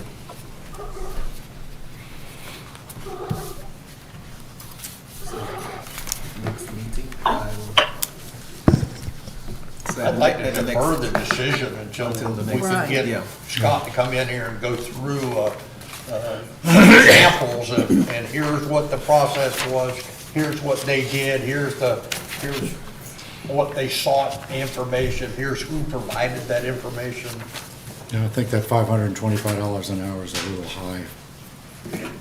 So you That's want to just fill me. out, so you want to fill out the paper? I'll fill it out for $100. Presentation Orman received, I think it was Orman. I sent that to Jerome. That was a PowerPoint presentation put together by the applicant's attorney. Yes. And so I'll get as much information as I can. And Daytona seems to be the city that has approved the most CDDs. The vast majority, it looks like, of the CDDs in Volusia County are in Daytona Beach. So I'll ask their city attorney if he's aware of whether they ever actually denied a CDD.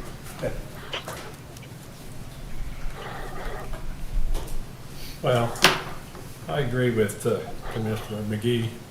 We need a workshop, possibly have the developer representative be here too, and find out what portion of this application they are willing to take on, and they may take on a lot, which would eliminate $525 an hour.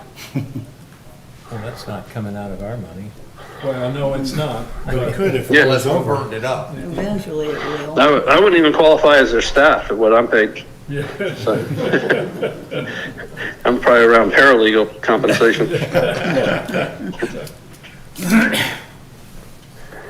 So, Do we need a motion? or- I'll gather that information, get it to Jerome, and then he can set up either a meeting or workshop, however y'all want to handle it. gonna Sounds bring good. it back. All Put it on right. hold. Thank you, Scott. Sounds good. Thanks, Scott. Good. Sure.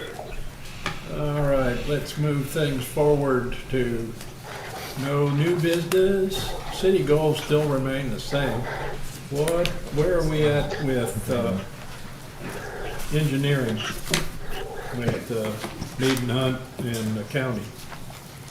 I reached out to Mead and Hunt to do the engineering on the, was it West Brooks Circle?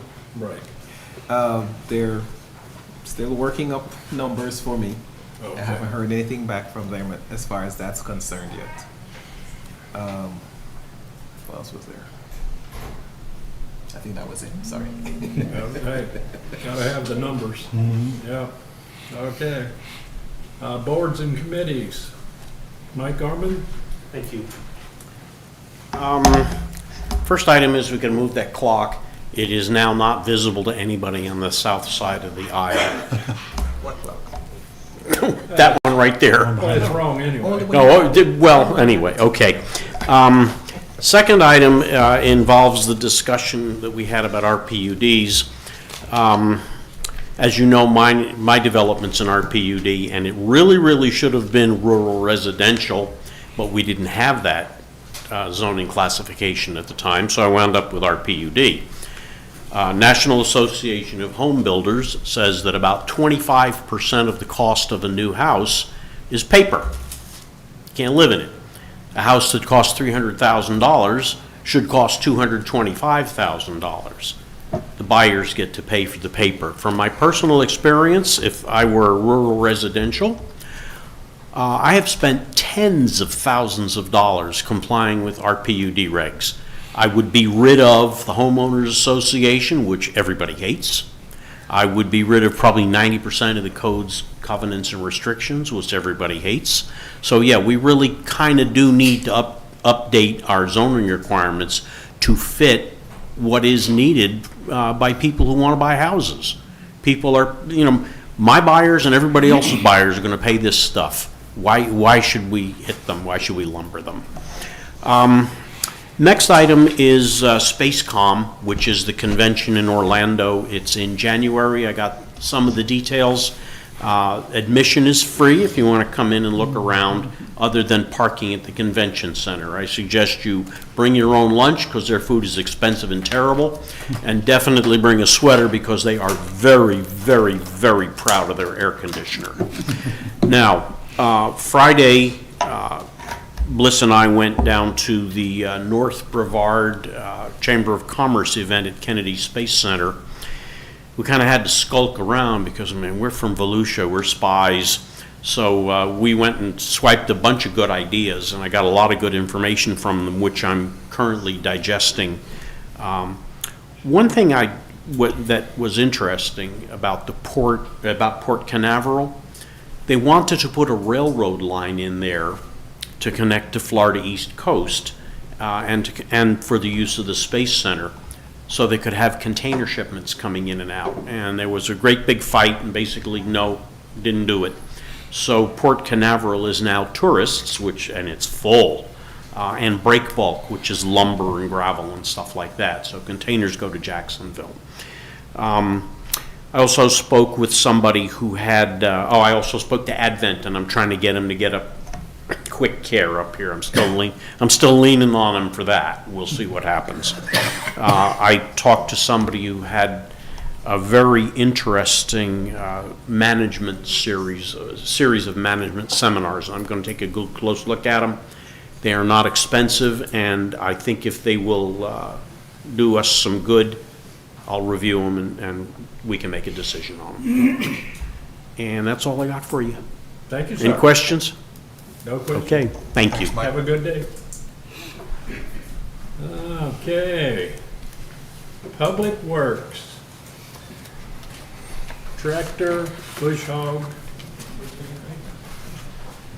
Mr. Bell? Yes, sir. You're up. Mark Bell, Public Works Department for the City of Oak Hill. I do not have my copy of that with me. I left it at the house, so I'm not exactly sure which figures you have in front of you, but there should be one bush hog and 2 different tractors. The different price in the tractors is roughly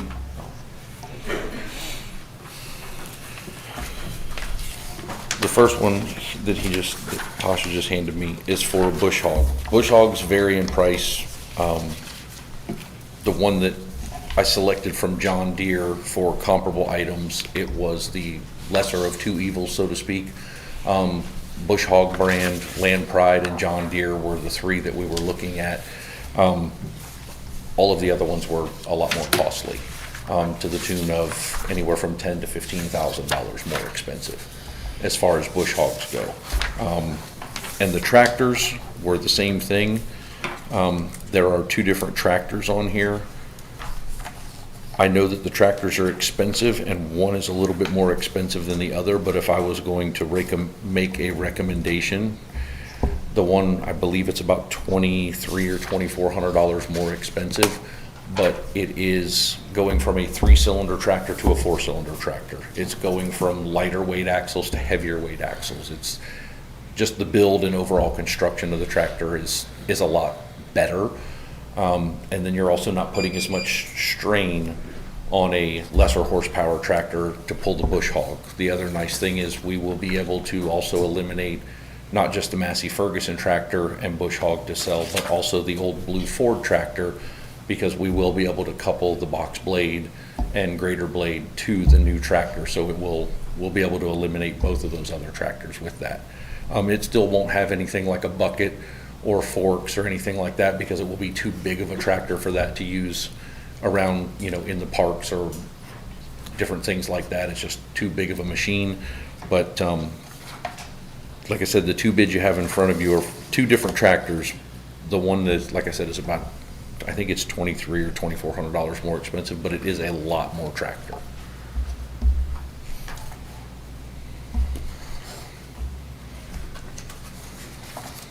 Are these the low bids, or, Yes, sir. You got 3 bids or more bids, or? I got bids prices? on bush hogs from Bush Hog themselves, Land Pride, and John Deere, and the John Deere was the lowest one.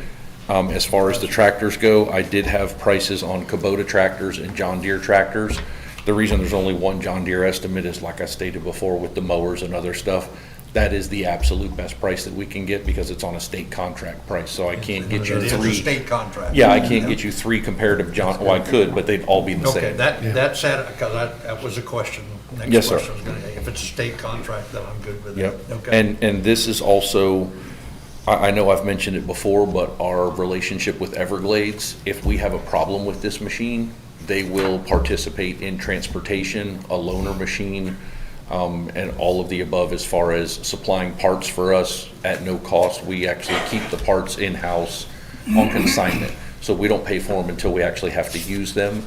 But the nice thing is if we have a situation like now where the tractor is broke, they will actually pick it up and transport it for us to get it fixed and bring us a loaner. They'll do that for the tractors and our mowers. We are going to piggyback the state contract is what you're recommending? Yes, sir, that's the best price that we can get. They have All right. several different contracts. Do you that we happen to can- have the state contract name or any information about the state contract? I would have to try and look and see if it's in the emails that I have. I don't know if it's on this actual, I don't know if it's, yeah, it's the Sourcewell Ag contract, Scott. If that's what if the commission follows the recommendation of staff, then, you know, my concern was that we were actually well beyond our, bidding requirement, where we got to go out for bids, not just obtaining quotes.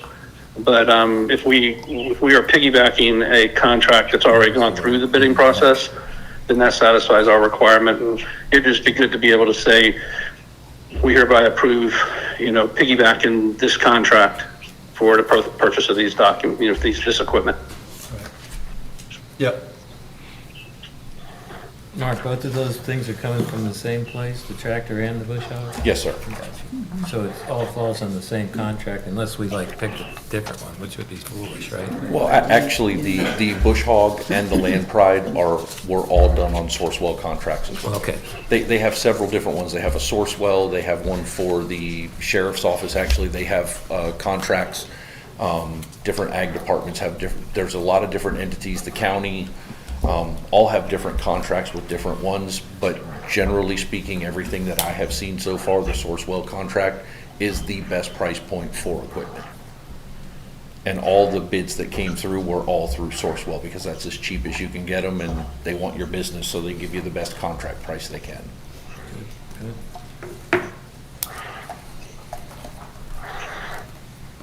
I'd like to mention one thing on it. Come and get it, pick it up and take it back is worth a lot of money. Yes, it Because I was is. down at Kubota over the weekend and I was over here in a conversation where they wanted over $500 to pick up a guy's tractor just up the south end of Titusville and take it there and look at it. $500 before they even fixed it. We don't have transportation to move the machine. Yeah, that's important. So what you're asking or what you're recommending to us on the tractor side of the house is the 5100E? Yes, sir. Yeah, the 66. And if there is anybody in here that knows anything about tractors, you probably do, Mr. McGee. There's a big difference in a 3-cylinder and a 4-cylinder tractor. Yes, yeah, you're not putting as much strain on it. There's a number of, Yeah, and for the price difference, it is actually, I was shocked that it was that inexpensive to step up to the next size tractor. yeah, yeah. It's less than $3,000, right? Is there a Yes, sir. motion? Yeah. I make a motion that we accept the state contract pricing for the John Deere 5100E cab for $66,024.24. And the John Deere FC-15E Flex Wing bush hog or cutter for $19,576.84. I'll second that. We have a motion and a second. My first question is funding. I think Jerome already said it, we had it We just added budgeted that for. to the, Yeah, that was included in the next year's budget, Okay, or we could use the ARPA funds, whichever one you prefer. okay. As long as we got it covered. Any comments, questions from the audience? Call for the vote?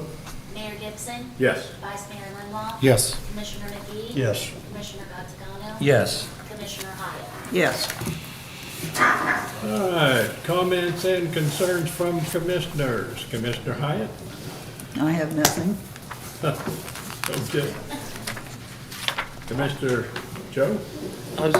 I was wondering if we had made any progress on Cheryl White's property and do we plan on taking any kind of action about that, or?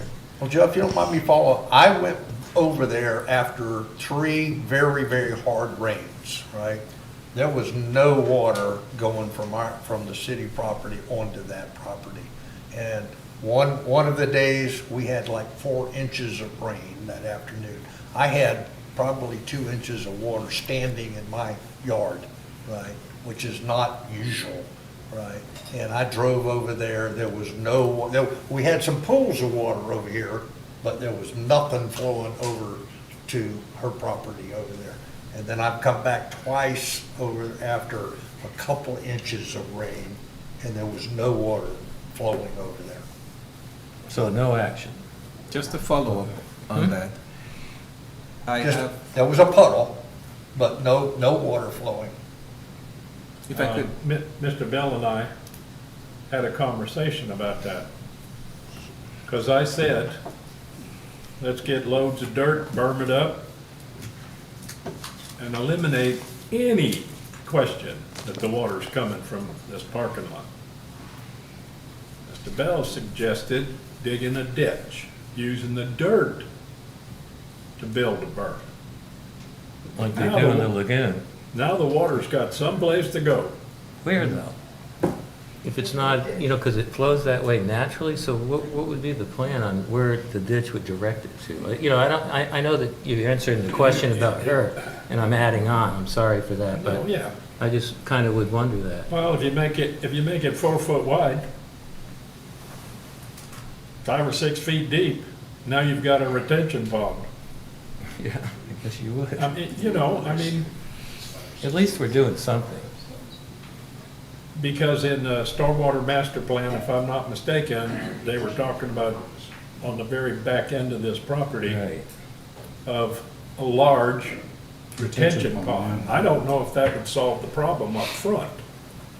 Well, it would But- depend on how it was. Yes. The drawings that Mead and Hunt had made for our parking lot had a long skinny retention pond in between the building and her lot. And, See, and that's what I'm saying about the conversation I had with Mr. Bell. You know, dig a ditch. Make it as wide as we can possibly do without causing any structural damage to that building. Right. And that big huge oak tree too. You know, I mean, to me, if we find out we've dug a retention pond and it overflows, now we've created a bigger problem. And like the vice mayor said, where are you gonna run it to? yeah, You at least know, we found I mean- the limit though. You're gonna want a fence That's the around starting it. point. You're gonna want a fence around that retention pond, Well, because thank if you, it's Mr. Safety. that deep in there, someone's gonna drive Sit into it. down. No, I'm serious. But I appreciate We're you talking guys about looking digging a into ditch that. right now, then I we'll know. worry about protecting it. How about that? I'm thinking about protecting the citizens. Somebody's gonna wind up in that ditch. Just to add to that, I did reach out to Mead and Hunt regarding that same issue to see about putting in the ditch and a retention pond in the back there. Haven't heard back from them yet. They're still working on what it would cost to do that work. And as soon as I hear, I'll let the commission know. They really did a beautiful job on her place over there. I'm so happy for her. Yes. That's a nice house. Yeah. Yes. Good, that's all I have. Okay. Steve? Vice Mayor? TPO meeting on Wednesday, and that's all I have. No, we're back in operation? Back in operation. Any word on the red light? I'll find out Okay. and report back next meeting. Carrie Waring. Like you, I have an opinion. Okay. We all have opinions. The lawsuits, and one of them, to me, the ethics is frivolous. From the standpoint that the Ethics Commission in the state of Florida should have been who would handle that. And as such, no lawyers are needed at that time to make a determination if an ethics violation had occurred. But a lawsuit was filed. Now we've got Scott involved. And I had a land use attorney, tell me, in these type of lawsuits, the only winners are lawyers. So my opinion of it being frivolous is everybody has the right to their opinion. If they file a lawsuit, fine and dandy. But to continue filing a lawsuit after you lose on the same grounds, basically, the only people that win are the lawyers. The courts I are. agree with you on that. I don't know why you're directing it at me, though. Because you got up there and directed it at me. I didn't direct anything in Yes, you reference did. to- You want to listen to it? Not in reference to any lawsuit. Yes, you did.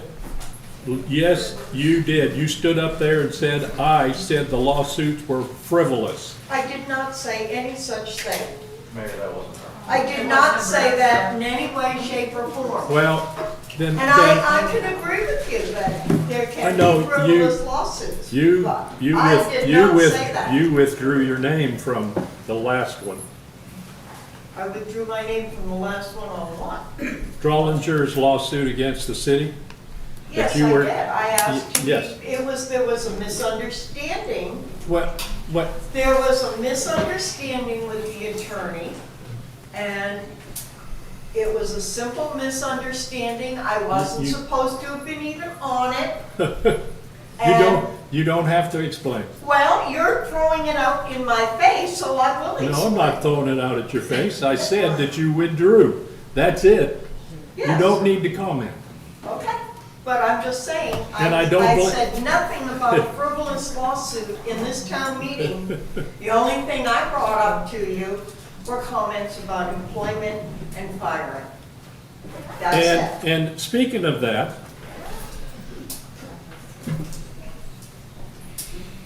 the comment I made on firing, the rumor, people, is when myself and Steve are replaced, everybody is going to be fired. That's the comment I was relating to. It is a rumor. I didn't hear it out of anybody's mouth, but a third party told me. It's like the city is running in the red. I heard that from a citizen, so I asked Jerome on the 14th of August, what's in the bank? He responded, $860,604.85. That does not include $59,767.50 from FDOT, or another $7,083.07 from FDOT, and approximately $140,000 from septic to sewer project reimbursements that have been submitted. This would be a total of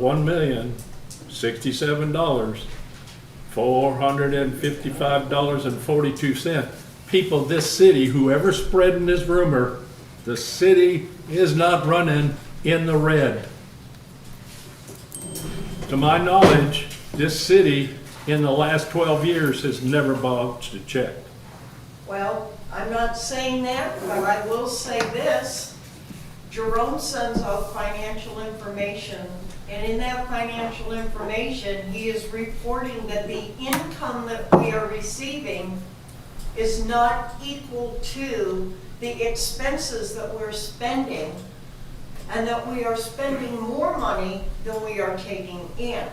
And I do believe on the last report that he gave me back a week ago, I'm going to say roughly, we were approximately $580,000 higher in expenses than we were in income coming into our budget. So this is very well where the misunderstanding can be coming in.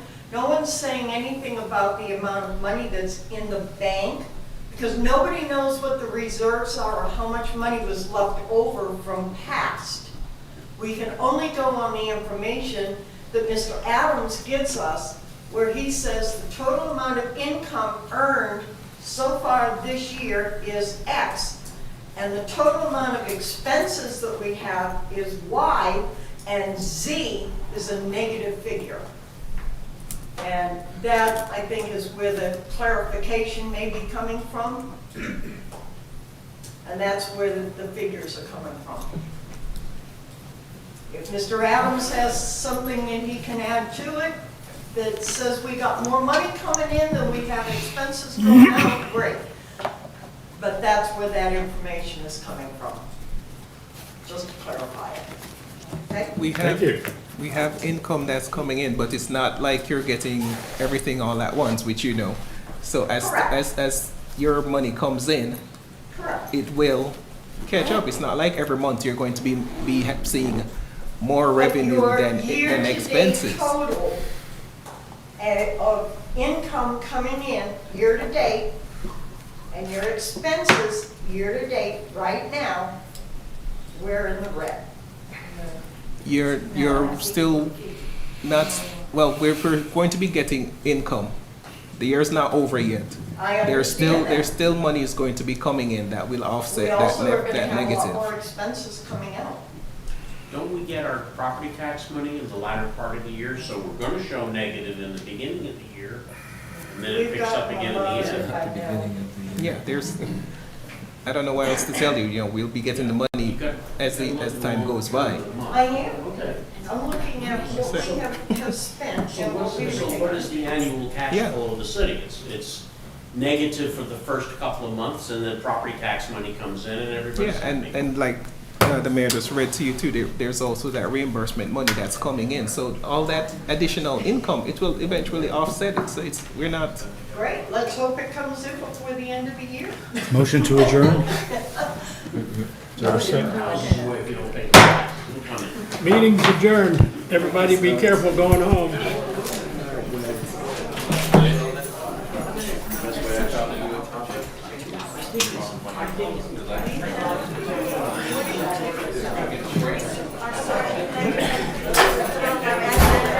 Well, it wasn't 9:30, so that's good.